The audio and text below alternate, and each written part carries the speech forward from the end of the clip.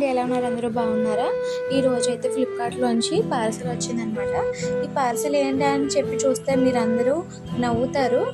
నేను మట్టి డిబ్బి అయితే ఆన్లైన్లో ఆర్డర్ పెట్టానండి.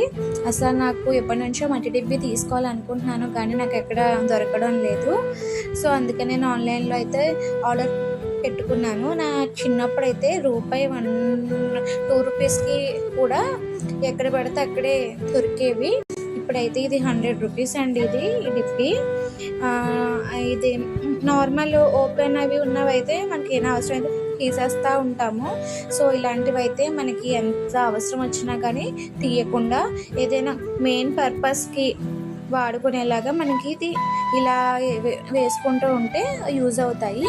నేను పక్కన కొంచెం అమౌంట్ అయితే సేవ్ చేసి పెట్టుకున్నాను. ఇవైతే నేను ఇప్పుడు డిబ్బీలో వేసుకుంటున్నాను.